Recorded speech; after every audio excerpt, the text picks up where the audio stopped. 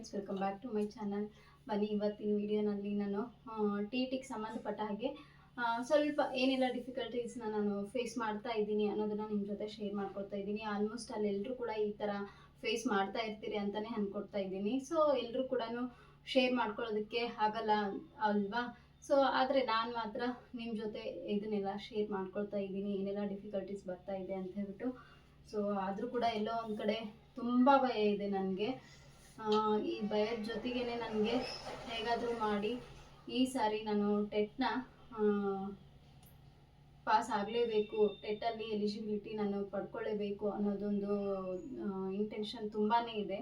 ಅದು ತುಂಬ ಇಂಪಾರ್ಟೆಂಟ್ ಎಲ್ರಿಗೂ ಕೂಡ. ಈ ಸಾರಿ ಏನು ಟೀಚಿಂಗ್ ಆಸ್ಪೆಕ್ಟ್ಸ್ ಯಾರ್ಯಾರು ಇದ್ದೀವಿ ನಾವೆಲ್ಲ ಎಲ್ರಿಗೂ ಕೂಡ ತುಂಬಾ ಇಂಪಾರ್ಟೆಂಟ್ ಅಂತಲೇ ಹೇಳ್ಬೋದು. ಈ ಸರಿ ನಾವು ಈಗ ಸಿಕ್ಕಿರೋ ಅವಕಾಶನ ಏನಾದರೂ ಮಿಸ್ ಮಾಡಿಕೊಂಡ್ರೆ ತುಂಬಾ ನಾವು ಸ್ಟ್ರಗಲ್ ಮಾಡಬೇಕಾಗುತ್ತೆ ಅಂತಲೇ ಹೇಳ್ಬೋದು. ಸೊ ಹಾಗಾಗಿ ಈ ಸರಿ ನಾವು ಪಾಸ್ ಆಗಲೇಬೇಕು. ಯಾಕೆಂತಂದರೆ ನೆಕ್ಸ್ಟು ಡಿಸೆಂಬರಲ್ಲಿ GPSTRನ ಕಾಲ್ ಮಾಡ್ತಾ ಇದ್ದಾರೆ, ಕರೀತಾ ಇದ್ದಾರೆ. ಆ ಟೈಮಲ್ಲಿ ನಾವು ಎಲಿಜಿಬಿಲಿಟಿ TETನಲ್ಲಿ ಎಲಿಜಿಬಿಲಿಟಿ ಇದ್ದರೆ ಮಾತ್ರ ನಮಗೆ ಅದರಲ್ಲಿ ಕೂಡ ಏನಾದರೂ ಚಾನ್ಸ್ ಸಿಗುತ್ತೆ ಅಂತಲೇ ಹೇಳ್ಬೋದು. ಅದಕ್ಕಾಗಿ ಸೊ ಈ ಟೈಮ್ ಎಷ್ಟೇ ಕಷ್ಟ ಆದರೂ ಕೂಡ ಸ್ವಲ್ಪ ಕಷ್ಟದ ಜೊತೆಗೆ ಅದನ್ನು ನಾವು ಮಾಡ್ಕೊಳ್ಳೇಬೇಕು ಅಂತ ನನ್ನ ಒಂದು ಅಭಿಪ್ರಾಯ. ಸೊ ಬನ್ನಿ, ಇದು ಬಂದುಬಿಟ್ಟು ನಾನು ಕ್ವಶನ್ ಪೇಪರ್ನ ಇಟ್ಕೊಂಡಿದ್ದೀನಿ. ಇದು ಪೇಪರ್ 2. ಪೇಪರ್ 1 ಕೂಡ ನಾನು ಹಾಗೆ ಸಾಲ್ವ್ ಮಾಡ್ಕೊಳ್ತಾ ಇದ್ದೀನಿ. ಎರಡೂ ಸೇಮ್, ಸ್ವಲ್ಪ ಅಲ್ಲೇ ಒಂದೇ ಥರ ಇರುತ್ತಲ್ವ, ಹಾಗಾಗಿ. ಆ್ಯಂಡ್ ಇದು 2023ನಲ್ಲಿ ನಡೆದಿರೋವಂಥ ಎಕ್ಸಾಮ್ಸ್ದು ಕ್ವಶನ್ ಪೇಪರು. ಸೊ ಇದರಲ್ಲಿ ಯಾವ ರೀತಿ ನಾನು ತಯಾರು ಮಾಡ್ಕೊಳ್ತಾ ಇದ್ದೀನಿ ಇದರಿಂದ ಅಂತಂದರೆ, ಫಸ್ಟು ನಾನು ಈ ಬುಕ್ಕನ್ನ ಓದ್ತಾ ಇದ್ದೀನಿ, ಸ್ವಲ್ಪ ಕೂಡ ನಮಗೆ ಅರ್ಥನೇ ಆಗ್ತಾ ಇಲ್ಲ. ಆ ರೀತಿ ಜಸ್ಟ್ ಬ್ಲೈಂಡಾಗಿ ಓದೋದು, ಪಾಯಿಂಟ್ಸ್ಗಳು ವೈಸ್ ಕೊಟ್ಟಿದ್ದಾರೆ, ಇಲ್ಲ ಅಂತಲ್ಲ, ತುಂಬ ಚೆನ್ನಾಗಿಯೇ ಅವರು ನೋಟ್ಸ್ನ ಮಾಡಿ ಪಾಯಿಂಟ್ಸ್ ಹಾಕಿನೇ ಕೊಟ್ಟಿದ್ದಾರೆ. ಬಟ್ ಇದರಲ್ಲಿ ಈ ಥರ ಯಾವ ಒಂದು ಇಂಟೆನ್ಷನ್ ಮೇಲೆ ಅವರು ಪಾಯಿಂಟ್ಸ್ ಮಾಡಿ ಮತ್ತು ಯಾವ ರೀತಿಯಾಗಿ ಅವರು ರೆಡಿ ಮಾಡಿ ಕೊಟ್ಟಿದ್ದಾರೆ ಅನ್ನೋದು ಒಂದು ಸ್ವಲ್ಪ ಕೂಡ ಫಸ್ಟ್ ಇದನ್ನು ಓದೋರಿಗೆ ಐಡಿಯಾಸೇ ಬರೋದಿಲ್ಲ, ಗೊತ್ತೇ ಆಗೋದಿಲ್ಲ. ಇವನ್ ನನಗೂ ಕೂಡ ಅವ್ರು ಯಾವ ರೀತಿನಲ್ಲಿ ಪಾಯಿಂಟ್ಸ್ ಮಾಡಿ ಕೊಟ್ಟಿದ್ದಾರೆ ಅಂತ ಸ್ವಲ್ಪನೂ ಐಡಿಯಾಸ್ ಬಂದೇ ಇಲ್ಲ. ಸೊ ಜಸ್ಟ್ ಬ್ಲೈಂಡಾಗಿ ಓದ್ತಾ ಇದ್ದೆ. ಬಟ್ ಇದರಲ್ಲಿ ಏನಪ್ಪ ಅಂತಂದರೆ, ಬರೀ ಇದರಲ್ಲಿ ಮನೋವಿಜ್ಞಾನ ಅಂತ ಬಂದಾಗ, ಸೈಕಾಲಜಿ ಅಂತ ಬಂದಾಗ ಎಲ್ಲ ಬರೀ ಪಿತಾಮಹ, ಪ್ರತಿಪಾದಕರು ಅಂತ ಹೇಳ್ಬಿಟ್ಟು ತುಂಬ ಜನರ ಹೆಸರಿದೆ. ತುಂಬ ಜನರ ಹೆಸರನ್ನ ಯಾವುದಕ್ಕೆ ಯಾರು ಅಂತ ಹೇಳ್ಬಿಟ್ಟು ನೆನ್ಪಿಟ್ಕೊಳ್ಳೋದೇ ದೊಡ್ಡ ಕಷ್ಟ ಆಗೋಗಿದೆ. ಸೊ ಆದರೂ ಕೂಡ ತುಂಬಾ ಎಷ್ಟೇ ನಾವು ಕಷ್ಟಪಟ್ಕೊಂಡು ಅದನ್ನು ಓದ್ಕೊಂಡು ನೆನ್ಪಿಟ್ಕೊಳ್ತೀವಿ ಅಂದರೂ ಕೂಡ ಸಡನ್ನಾಗಿ ಮತ್ತೆ ಅದು ಮರೆತು ಹೋಗ್ತಾನೆ ಇದೆ. ಅದಕ್ಕೆ ನಾನು ಏನು ಮಾಡ್ಕೊಳ್ತಾ ಇದ್ದೀನಿ ಅಂತಂದರೆ, ಅದಕ್ಕೋಸ್ಕರ ಯಾವ ರೀತಿ ನಾನು ಟೆಸ್ಟ್ ಮಾಡ್ಕೊಳ್ತಾ ಇದ್ದೀನಿ ನನಗೆ ನಾನೇ ಅಂದರೆ, ಫಸ್ಟು ನಾನೆಲ್ಲ ಓದ್ಕೊಂಡು ಅದನ್ನು ಪಾಯಿಂಟ್ಸ್ ಮಾಡಿಕೊಂಡು ಅದನ್ನು ನೋಟ್ಸ್ ಮಾಡ್ಕೊಂಡು ಇಟ್ಕೊಂಡು ಅದ್ರ ಜೊತೆಗೆ ನಾನೇ ಅದನ್ನು ಬರೆದು ಪ್ರಾಕ್ಟೀಸ್ ಮಾಡಿದರೂ ಕೂಡ ನೆಕ್ಸ್ಟ್ ಲೆವೆಲ್ ಏನು ಮಾಡ್ತೀನಿ ಅಂದರೆ, ಫಸ್ಟು ಈ ಬುಕ್ಕನ್ನು ಓಪನ್ ಮಾಡ್ಕೊಳ್ತೀನಿ. ಇದು ಎಕ್ಸಾಮ್ ಕ್ವಶನ್ ಪೇಪರ್ ಏನಿದೆ, ಇದರಲ್ಲಿ ಯಾವ ಥರ ಕ್ವಶನ್ ಅವರು ಕೇಳಿದ್ದಾರೆ, ಯಾವ ರೀತಿ ನಾನು ಸಾಲ್ವ್ ಮಾಡ್ಬೋದು, ಇಷ್ಟೆಲ್ಲ ಓದ್ಕೊಂಡಿದ್ದೀನಲ್ಲ ಅಂತ ನಾನು ಈ ಬುಕ್ಕನ್ನು ತೆಗೆದು ನೋಡ್ತಾ ಇದ್ದೀನಿ. ಈ ಬುಕ್ಕಲ್ಲಿ ನಾನು ಅಷ್ಟು ಓದಿದ್ರಲ್ಲಿ ಒಂದು ಕ್ವಶನ್ ಆದರೂ ಅದರಲ್ಲಿ ಆನ್ಸರ್ ಮಾಡೋ ಥರ ಇದೆನಾ? ನಿಜ ಹೇಳಬೇಕು ಅಂದರೆ ಇಲ್ಲವೇ ಇಲ್ಲ. ಒಂದು ಕ್ವಶನ್ಗೂ ಕೂಡ ನಾನು ಮಾಡೋ ಆನ್ಸರು ಯಾವುದು ಕೂಡ ಸರಿಯಾಗಿಲ್ಲ, ಆ ಥರ ಇದೆ ಕ್ವಶನ್ನು. ಯಾಕೆ ಅಂತಂದರೆ, ಅದು ಎಷ್ಟು ಡಿಫಿಕಲ್ಟು TETನ ಪಾಸ್ ಮಾಡೋದು ಅಂತಂದರೆ, TETನ ಅಟೆಂಡ್ ಮಾಡೋರ್ಗೇ ಅದು ಗೊತ್ತು. ಸೊ ಯಾಕೆ ಅಂದರೆ, ನಾನು ಹೇಳ್ತಾ ಇದ್ದೀನಲ್ವ, ಈ ರೀತಿ ನಾನು ಅಷ್ಟು ಓದ್ಕೊಂಡ್ರು ಕೂಡ, ಅಷ್ಟು ಪ್ರಾಕ್ಟೀಸ್ ಮಾಡಿಕೊಂಡು ಅದನ್ನು ನಾವು ನೋಡಿದ್ರು ಕೂಡ ಅದರಲ್ಲಿ ಒಂದು ಕ್ವಶನ್ಗೂ ಕೂಡ ನಾನು ಆನ್ಸರ್ ಮಾಡೋಕ್ಕಾಗ್ತಾ ಇಲ್ಲ, ಎಲ್ಲ ಆನ್ಸರ್ ಕೂಡ ತಪ್ಪು ಅಂತಂದರೆ ಏನಾಗ್ಬಿಡುತ್ತೆ ಹೇಳಿ? ನಾವು ಇಷ್ಟು ದಿನ ಪ್ರಯತ್ನ ಪಟ್ಟಿದ್ರು ಕೂಡ ಕಷ್ಟ ಅನಿಸ್ಬಿಡುತ್ತೆ.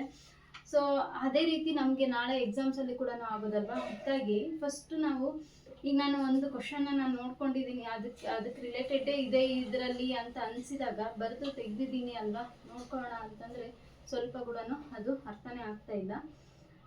ಸೊ ಅದಕ್ಕೆ ಮೇನ್ ಏನಪ್ಪ ಅಂದರೆ, ಏನು ಅಂದರೆ ಅಪ್ಲೈಡ್ ಕೇಳ್ತಾರೆ ಅಲ್ವಾ, ತುಂಬ ಅಪ್ಲೈ ಮಾಡಿ ಕೇಳಿಬಿಡ್ತಾರೆ ಕ್ವಶನ್ಸ್ನ.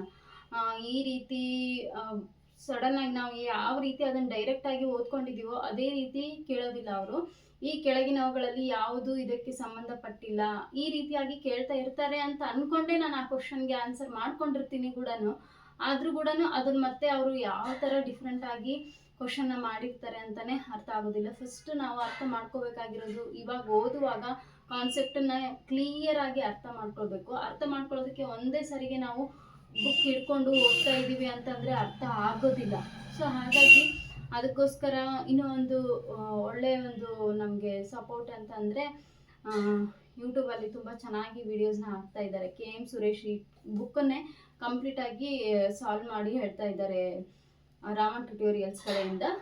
ಅದನ್ನು ಶೈಕ್ಷಣಿಕ ಮನೋವಿಜ್ಞಾನ ಭಾಗ 1 ಭಾಗ 2 ಅಂತ ಹೇಳ್ಬಿಟ್ಟು ತುಂಬ ಚೆನ್ನಾಗಿ ಕ್ಲಿಯರಾಗಿ ಅವರು ಪಾಯಿಂಟ್ ವೈಸ್ ಯಾವ ರೀತಿಯಾಗಿ ನೋಟ್ಸ್ ಮಾಡ್ಕೊಳ್ಬೇಕು ಅಂತ ಹೇಳ್ಬಿಟ್ಟು ಪಾಯಿಂಟ್ ವೈಸೇ ನೋಟ್ಸ್ ಮಾಡಿ ಹೇಳ್ತಾ ಇದ್ದಾರೆ. ಆ ವಿಡಿಯೋಸ್ನ ನಾನು ನೋಡಿಂದಾನೇ ನನಗೂ ಗೊತ್ತಾಗಿದ್ದು ಇವರು ಯಾವ ರೀತಿಯಾಗಿ ಪಾಯಿಂಟ್ಸನ್ನು ನೋಟ್ ಮಾಡಿ ಕೊಟ್ಟಿದ್ದಾರೆ ಇಲ್ಲಿ ಅಂತ ಹೇಳ್ಬಿಟ್ಟು. ಅಲ್ಲಿವರೆಗೂ ಸುಮ್ಮನೆ ಓದ್ತಾ ಇದ್ದೆ, ನಾನು ಸುಮ್ಮನೆ ಟೈಮ್ನ ವೇಸ್ಟ್ ಮಾಡ್ಕೊಂಡಿದ್ದೆ. ಸೊ ಇವಾಗ ಅಪ್ ಟು ಪಾರ್ಟ್ 4ವರೆಗೂ ಅವರು ಹಾಕಿದ್ದಾರೆ. ಅದ್ರ ಜೊತೆಗೆ ಇನ್ನೂ ಒಬ್ಬರು ಕೂಡ ಅವರ ನೇಮ್ ಗೊತ್ತಿಲ್ಲ, KM ಸುರೇಶ್ ಕಂಪ್ಲೀಟ್ ಈ ಬುಕ್ಕನ್ನೇ ಸಾಲ್ವ್ ಮಾಡ್ತಾ ಇದ್ದಾರೆ. ಒಂದ್ಸರಿ ಚೆಕ್ ಮಾಡಿ ನೋಡಿ. ಬರೀ ಈ ಬುಕ್ಕನ್ನು ಮಾತ್ರ ಅವರು 9 ಸೀರೀಸ್ ಏನೋ ಅವ್ರು ಮಾಡಿದ್ದಾರೆ. ನಾನು ಇನ್ನೂ ಅವ್ರ ವಿಡಿಯೋಸ್ ಅಷ್ಟೊಂದು ನೋಡಿಲ್ಲ, ಜಸ್ಟ್ ನಾನು ಸ್ವಲ್ಪ ನೋಡಿದೆ ಅಷ್ಟೇ. ಅವರ ನೇಮ್ ಆ್ಯಕ್ಚುಲಿ ಇವರೇ KM ಸುರೇಶ್ ಅವರೇ ಸ್ಪರ್ಧಾ ವಿಜೇತ ಅಂತಲೇ ಮಾಡಿದ್ದಾರೆ ನೋಡಿ. ಈ ಫೋಟೋನೇ ಇದೆ ಅಲ್ಲಿ, ಇವರ ಫೋಟೋನೇ. ಸೊ ಇವರೇ ಸಾಲ್ವ್ ಮಾಡ್ತಾ ಇದ್ದಾರೆ ಇದನ್ನು. ಸ್ಪರ್ಧಾ ವಿಜೇತ ಅಂತಲೇ text book YouTube channel name ಇರ್ಬೋದು. ಅದನ್ನು ಇವರೇ ಇದನ್ನೆಲ್ಲ ಸಾಲ್ವ್ ಮಾಡಿ ಹೇಳ್ತಾ ಇದ್ದಾರೆ. ಸೊ ಇದನ್ನು ಒಂದ್ಸರಿ ನೀವು ಅದನ್ನು ಕೂಡ ನೋಡಿ, ತುಂಬ ಚೆನ್ನಾಗಿ ಕ್ಲಿಯರಾಗಿ ಅವರು ಎಕ್ಸ್ಪ್ಲೇನ್ ಮಾಡಿದ್ದಾರೆ. ಅವರು ಹೇಳೋದು ಅಷ್ಟೇ ಅಲ್ಲದೆ ಅದನ್ನು ನಾವು ತುಂಬ ಚೆನ್ನಾಗಿ ಅರ್ಥ ಮಾಡಿಕೊಂಡ್ರೆ ಮಾತ್ರ ಸ್ವಲ್ಪ ಏನೋ ಒಂದು ಲೆವೆಲ್ಗೆ ಆನ್ಸರ್ ಮಾಡ್ಕೋಬೋದು ಅಂತ ಅನಿಸ್ತಾ ಇದೆ. ಇನ್ನೂ ಟೈಮ್ ಇದೆ ಅಂತ ಕೂರೋದಕ್ಕೆ ಟೈಮ್ ಇಲ್ಲವೇ ಇಲ್ಲ. ಇನ್ನೂ ಜಸ್ಟ್ 1 ಮಂತ್ ಮಾತ್ರ ಉಳಿದಿದೆ. ಜಸ್ಟ್ ನಾವು ಇದು ಒಂದನ್ನೇ ಸಾಲ್ವ್ ಮಾಡ್ತಾ ಕೂತ್ಕೊಂಡ್ರೆ ಇನ್ನೂ ಬಾಕಿ ಇರುವಂಥದ್ದನ್ನು ಕೂಡ ಸಾಲ್ವ್ ಮಾಡಬೇಕಾಗಿದೆ ಅಲ್ವಾ. ಸೊ ಅವರು ಕೂಡ ಬೋಧನಾಶಾಸ್ತ್ರ ಕಂಪ್ಲೀಟಾಗಿ ಎಲ್ಲ ಸಬ್ಜೆಕ್ಟ್ದು ಬೋಧನಾಶಾಸ್ತ್ರವನ್ನು ಅವರು ಕ್ಲಿಯರಾಗಿ ಹೇಳ್ತಾ ಇದ್ದಾರೆ. ಸೊ ಅದು ಒಂದು ಚೆನ್ನಾಗಿ ಅರ್ಥ ಮಾಡ್ಕೊಳ್ಬೇಕು ನಾವು. ಇವನ್ ಬೋಧನಾಶಾಸ್ತ್ರ ಅನ್ನೋದು ಕೂಡ ಅಷ್ಟೇ. ಈಗ ನಮಗೆ ಕನ್ನಡ, ಇಂಗ್ಲೀಷು, ಮ್ಯಾಥ್ಸ್, ಸೈನ್ಸ್ ಎಷ್ಟೇ ಪರ್ಫೆಕ್ಟ್ ಆಗಿದ್ದೀವಿ ಅಂತ ಅಂದರೂ ಕೂಡ ಅವರು ಅಪ್ಲೈಡ್ ಆಗಿ ಬೋಧನಾಶಾಸ್ತ್ರವನ್ನು ಕೇಳಿದಾಗ ಸ್ವಲ್ಪ ಇನ್ನು ನಮ್ಗೆ ಏನಾಗ್ಬಿಡುತ್ತೆ, ಈ ಥರ ಅಪ್ಲೈಡ್ ಅಂತ ಬಂದಾಗ ಅಲ್ಲಿ ನಾವು ಸೋತೋಗ್ಬಿಡ್ತೀವಿ. ಅದನ್ನು ಎಷ್ಟೇ ಚೆನ್ನಾಗಿ ನಾವು ಓದ್ಕೊಂಡಿದ್ರು ಕೂಡ ಅಷ್ಟೇ. ಮ್ಯಾಥ್ಸ್ ಪ್ರಿಪೇರ್ ಆಗಿದ್ದೀನಿ, ಸೈನ್ಸ್ ಪ್ರಿಪೇರ್ ಆಗಿದ್ದೀನಿ ಅಂತ ನಾವು ಅಂದ್ಕೊಂಡಿರ್ತೀವಿ ಅಷ್ಟೇ, ಅಲ್ಲಿರೋದು ಬೇರೆನೇ ಇರುತ್ತೆ. ನನಗೂ ಕೂಡ ಈಗ ಈ ಕ್ವಶನ್ ಪೇಪರ್ನ ನೋಡ್ತಾ ನಾನು ಪ್ರಿಪೇರ್ ಆಗಿದ್ದೀನಲ್ಲ, ಸ್ವಲ್ಪ ನೋಡೋಣ ಏನಿದೆ ಅಂತ ಒಂದು 2-3 ಕ್ವಶನ್ ಪೇಪರ್ನ ನಾನು ಸಾಲ್ವ್ ಮಾಡ್ತಾ ಹೋದರೆ ಅಲ್ಲಿ ಎಲ್ಲೋ 1-2 ಮಾತ್ರ ನಾನು ಆನ್ಸರ್ ಮಾಡೋಕ್ಕಾಗ್ತಾ ಇರೋದು, ಅಷ್ಟು ಡಿಫಿಕಲ್ಟ್ ಇದೆ. ಸೊ ಅದಕ್ಕಾಗಿ ಟೆಟ್ ಅನ್ನೋದು ಅಷ್ಟು ಸುಲಭದ ಮಾತಲ್ಲ, ತುಂಬಾ ಪ್ರಿಪ್ರೇಷನ್ ಬೇಕೇ ಬೇಕು. ಸೊ ಈ ರೀತಿ ಇದೆ, ಏನು ಮಾಡೋಕ್ಕಾಗಲ್ಲ. ಆದಷ್ಟು ನಾವು ಇದನ್ನು ಕಾನ್ಸೆಪ್ಟನ್ನು ಅರ್ಥ ಮಾಡ್ಕೊಳ್ಳೋದ್ರ ಜೊತೆಗೇ ಅದನ್ನು ಯಾವ ರೀತಿ ಅವರು ಅಪ್ಲೈ ಮಾಡಿ ಕೇಳಿದ್ದಾರೆ ಅಂತ ಕ್ವಶನ್ ಪೇಪರ್ ತುಂಬಾ ಇಂಪಾರ್ಟೆಂಟ್ ಆಗುತ್ತೆ. ಇಲ್ಲಿ ಕ್ವಶನ್ ಪೇಪರ್ ನಮಗೆ ಮುಂದೆ ಇದ್ದರೆ ಸ್ವಲ್ಪ ನಮ್ಮ ಮುಂದೆ ಕನ್ನಡಿ ಇದ್ದಾಗೆ, ನಾವು ಏನು ಓದಿದ್ದೀವಿ ಅದನ್ನು ಸಾಲ್ವ್ ಮಾಡ್ತಾ ಹೋದರೆ ಅಲ್ಲಿ ಇದೇನಾ ಅದಕ್ಕೆ ತಕ್ಕ ಹಾಗೆ ಅಂತ ಸ್ವಲ್ಪ ಹುಡುಕ್ತಾ ಹೋದರೆ, ಇವಾಗ ನಮಗೆ ಮುಂದೆ ಟೆಕ್ಸ್ಟ್ ಬುಕ್ ಇದೆ ಅದನ್ನು ನೋಡಿಬಿಟ್ಟು ಆನ್ಸರ್ನ ನಾವು ಫೈಂಡ್ ಔಟ್ ಮಾಡ್ಕೊಳ್ಬೋದು. ಬಟ್ ಎಕ್ಸಾಮ್ ಟೈಮಲ್ಲಿ ನಮಗೆ ಆ ರೀತಿ ಟೆಕ್ಸ್ಟ್ ಬುಕ್ ಇರೋದಿಲ್ಲ, ಏನೂ ಇರೋದಿಲ್ಲ ಅಲ್ವಾ. ಜಸ್ಟ್ ನಾವು ಅದರಲ್ಲಿ ಏನು ಮಾಡ್ಬಿಡ್ತೀವಿ, ನಮ್ಮ ಮನಸ್ಸಿಗೆ ಬಂದಿರೋದನ್ನು ಜಸ್ಟ್ ಯಾವ ರೀತಿ ಅಪ್ಲೈ ಮಾಡ್ತೀವಿ ಅಂತಂದರೆ, ಇಲ್ಲಿ ಓದಿರೋದೇ ಬೇರೆ, ಅಲ್ಲಿರೋ ಕಾನ್ಸೆಪ್ಟೇ ಬೇರೆ. ಅದನ್ನು ನಾವು ಜಸ್ಟು ನಮ್ಮ ಡೈಲಿ ಲೈಫ್ ಸ್ಟೈಲ್ಗೆ ಅಪ್ಲೈ ಮಾಡಿ ಆನ್ಸರ್ನ ಹಾಕ್ಬಿಡ್ತೀವಿ, ಇದನ್ನೆಲ್ಲ ಮರ್ತೇ ಹೋಗ್ಬಿಡ್ತೀವಿ. ಆ ಥರ ಆಗ್ಬಿಡುತ್ತೆ ಸಿಚುವೇಶನ್ನು. ಸೊ ಈಗ ನಾನು ಸಾಲ್ವ್ ಮಾಡ್ತಾ ಇರುವಾಗ ಅದೇ ಥರನೇ ಆಗ್ತಾ ಇದೆ ನನಗೂ ಕೂಡ. ನಾನು ಫಸ್ಟ್ ಎಕ್ಸಾಮ್ ಬರೆದಾಗೂ ಕೂಡ ಇದೇ ರೀತಿಯೇ ಆಗಿತ್ತು. ಸೊ ಅದಕ್ಕಾಗಿ ಇವೆಲ್ಲ ಡಿಫಿಕಲ್ಟೀಸ್ ಆಲ್ಮೋಸ್ಟ್ ಅಲ್ಲಿ ಎಲ್ಲ ನಂತರ TETಯನ್ನು ಬರೀತಾ ಇರೋರಿಗೆ ಅನಿಸಿರ್ಬೋದು ಅಂತ ಅಂದ್ಕೊಳ್ತೀನಿ. ಸೊ ಇವಾಗ ಫಸ್ಟ್ ಬಿಗಿನರ್ಸ್ ಯಾರಾದರೂ ಫಸ್ಟ್ ಟೈಮ್ ಅಪ್ಲೈ ಮಾಡಿದ್ದೀರಿ ಅಂತ ಅಂದರೆ, ನೀವು ಈಗ ನಾನು ಹೇಳ್ತಾ ಇರುವಂಥ ಡಿಫಿಕಲ್ಟೀಸ್ ಬಂದಿರಲಿಕ್ಕಿಲ್ಲ. ಯಾಕಂತಂದರೆ ಫಸ್ಟ್ ನೀವು ಇದೇ ಫಸ್ಟ್ ಟೈಮ್ ಅಲ್ವಾ ಅಪ್ಲೈ ಮಾಡ್ತಾ ಇರೋದು, ಇದೇ ಸರಿ ಅಟೆಂಡ್ ಮಾಡ್ತಾ ಇರೋದು. ಸೊ ಹಾಗಾಗಿ ನಾನು ಈ ರೀತಿ ಎಕ್ಸ್ಪೀರಿಯೆನ್ಸ್ನ ನಿಮ್ಮ ಮುಂದೆ ಹೇಳಿರೋದ್ರಿಂದ ನಿಮಗೂ ಕೂಡ ಗೊತ್ತಾಗ್ಬೋದು. ಸ್ವಲ್ಪ ಏನಾದರೂ ನೀವು ಮಾಡ್ತಾ ಇರೋವಂಥ ತಯಾರಿನಲ್ಲಿ ಏನಾದರೂ ಚೇಂಜಸ್ ಮಾಡ್ಕೊಳ್ಬೋದಲ್ವಾ ಅಂತ ಅನ್ನೋ ಕಾರಣಕ್ಕೆ ನಾನು ಈ ವಿಡಿಯೋನ ನಿಮ್ಮ ಜೊತೆ ಶೇರ್ ಮಾಡ್ಕೊಳ್ತಿದ್ದೀನಿ. ಬಿಗಿನರ್ಸ್ ಯಾರಾದರೂ ಆಗಿದ್ದರೆ ತುಂಬ ಕೇರ್ಫುಲ್ಲಾಗಿ, ಅದ್ರ ಜೊತೆಗೆ ನೀವು ಕೂಡ ಕೇವಲ ನಾನಷ್ಟೇ ಅಲ್ಲ, ಕೇವಲ ಮೊದಲೇ ಎಷ್ಟೋ ವರ್ಷದಿಂದ ಬರಿತಾ ಇರುವಂಥ ಟಿ ಟಿ ಬರಿತಾ ಇರೋವಂಥ ಎಲ್ಲರೂ ಅಲ್ಲ.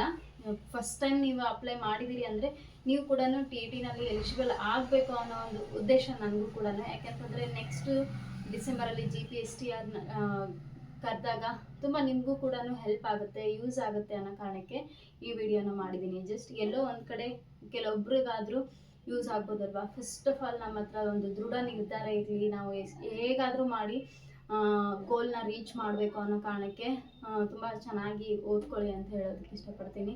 ಯಾಕೆ ಅಂತಂದರೆ ನಾವು ಎಷ್ಟು ಓದ್ಕೊಂಡಿದ್ದೀವಿ ಅಂತಂದರೆ ಈಗ ಎಲ್ಲದರಲ್ಲೂ 30 ಮಾರ್ಕ್ಸ್ ಇದೆ ಅಲ್ವಾ. ಸೊ ಫಸ್ಟು ಬಂದುಬಿಟ್ಟು ಸೈಕಾಲಜಿನಲ್ಲಿ 30 ಮಾರ್ಕ್ಸ್, ಅದರಲ್ಲಿ ಇಷ್ಟೆಲ್ಲ ಓದ್ಕೊಂಡ್ರು ಕೂಡ ಒಂದು 10 ಮಾರ್ಕ್ಸ್ ಆದರೂ ನಾವು ತೆಗಿತೀವ ಅನ್ನೋದೊಂದು ಭಯ ಒಂದೇ ಸರಿಗೆ ಬಂದ್ಬಿಡುತ್ತೆ. ಯಾಕೆಂತಂದರೆ ನಾವು ಓದ್ಕೊಂಡಿರೋದು ಇಷ್ಟೆಲ್ಲ ಇದೆಯಲ್ಲಪ್ಪ, ನೆಕ್ಸ್ಟ್ ಲೆವೆಲಲ್ಲಿ ಅವ್ರು ಕೇಳಿರೋ ಕ್ವಶನ್ನು ನಮಗೆ ಅಪ್ಲೈಡ್ ಆಗಿ ಬಂದಾಗ ಉತ್ತರ ಕೊಡ್ತೀವ, ಅದಕ್ಕೆ ಏಬಲ್ ಇದ್ದೀವ ಅನ್ನೋದೊಂದು ಭಯ ಕಾಡೋಕ್ಕೆ ಸ್ಟಾರ್ಟ್ ಆಗುತ್ತೆ ಇದೆಲ್ಲ ನೋಡಿದಾಗ. ನೆಕ್ಸ್ಟು ಅದೇ ಥರನೇ ಮ್ಯಾಥ್ಸು, ಸೈನ್ಸು, ಕನ್ನಡ, ಇಂಗ್ಲೀಷು ಇವೆಲ್ಲ ಬಂದಾಗ ಕೂಡ ಗ್ರಾಮರು ಮಾಡ್ತೀವಿ, ಜೊತೆಗೆ ಅಲ್ಲೇ ಹೇಗಾದರೂ ಇದ್ದೇ ಇರುತ್ತೆ, ಲೆಸನ್ಸ್ ಇರುತ್ತೆ, ಪೊಯಮು ಈ ಕಡೆ ಇದು ಇನ್ನೊಂದು ಗದ್ಯ ಭಾಗ ಇರುತ್ತೆ, ಇದೆಲ್ಲದೂ ಕೂಡ ಸಾಲ್ವ್ ಮಾಡ್ಕೋತೀವಿ. ಬಟ್ ಪೆಡಗೋಗಿ ಅಂತ ಬಂದಾಗ, ಬೋಧನಾಶಾಸ್ತ್ರ ಅಂತ ಬಂದಾಗ ಹೇಗಪ್ಪ ಅನ್ನೋದೊಂದು ಭಯ ಎಲ್ರಿಗೂ ಕಾಡ್ತಾ ಇದೆ. ಅದಕ್ಕೋಸ್ಕರ ಅವರು ತುಂಬ ಚೆನ್ನಾಗಿ ಡೀಟೇಲ್ ಆಗಿ ವಿವರಣೆ ಕೊಟ್ಟು ಹೇಳ್ತಾ ಇದ್ದಾರೆ, ಅರ್ಥ ಮಾಡಿಸಿ ಹೇಳ್ತಾ ಇದ್ದಾರೆ. ಅವರು ಹೇಳುವಾಗ ನಾವು ತುಂಬ ಚೆನ್ನಾಗಿ ಸ್ವಲ್ಪ ಅರ್ಥ ಮಾಡಿಕೊಂಡ್ರೆ ನಮಗೆಲ್ಲ ಯೂಸ್ ಆಗುತ್ತೆ ಅನ್ನೋದೊಂದು. ಸೊ ಹಾಗಾಗಿ ನೀವು ಆದಷ್ಟು ತುಂಬ ಟೈಮ್ ಕೊಟ್ಬಿಟ್ಟು ತುಂಬಾ ಅದನ್ನು ಸೀರಿಯಸ್ ಆಗಿ ತೊಗೊಂಡ್ಬಿಟ್ಟು ಮಾಡ್ಕೊಳ್ಳೋದು ಒಳ್ಳೆಯದು. ಸೊ ನನಗೂ ಕೂಡ ಹೀಗಾಗಿ ಅನ್ನಿಸ್ತಾ ಇದೆ ಎಲ್ಲದು ಕೂಡ. ನಾನು ಇನ್ನೂ ತುಂಬ ಪ್ರಿಪೇರ್ ಆಗೋದಿದೆ, ಭಾಳ ಅಂದರೆ ಭಾಳನೇ ಪ್ರಿಪೇರ್ ಆಗೋದಿದೆ. ಇನ್ನು ಫಸ್ಟು ನೋಡ್ಕೊಳ್ತಾ ಇರೋದು, ಇಷ್ಟು ದಿನ ಬಿಟ್ಟಿರೋದಲ್ಲದೆ ಇವಾಗ ಜಸ್ಟ್ ಒಂದು 15 ಡೇಸ್ ಮಾತ್ರ ನಾನು ಬುಕ್ಸ್ ಹಿಡಿತಾ ಇರೋದು. ಜಸ್ಟ್ ಒಂದು ಭಾಗ ಮಾತ್ರ ನಾನು ಓದ್ಕೊಂಡಿದ್ದೀನೋ ಇಲ್ಲೋ ಅನ್ನೋ ಭಯ ಸ್ಟಾರ್ಟ್ ಆಗಿದೆ.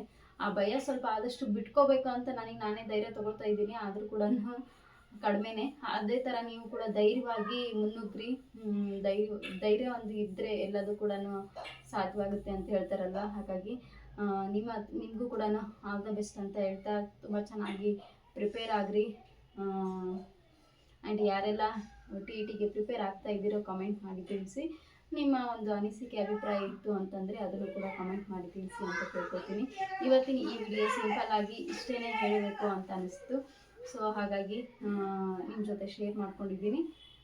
ಇಷ್ಟ ಆದರೆ ಒಂದು ಲೈಕ್ ಮಾಡೋದನ್ನು ಮರಿಬೇಡಿ. ಹಾಗೆ ನಿಮ್ಮ ಫ್ಯಾಮಿಲಿ ಫ್ರೆಂಡ್ಸ್ ಯಾರಾದರೂ ಇದ್ದರೆ ಅವ್ರಿಗೆಲ್ಲ ಯೂಸ್ಫುಲ್ ಅಂತ ಅನಿಸಿದರೆ ಶೇರ್ ಮಾಡಿ.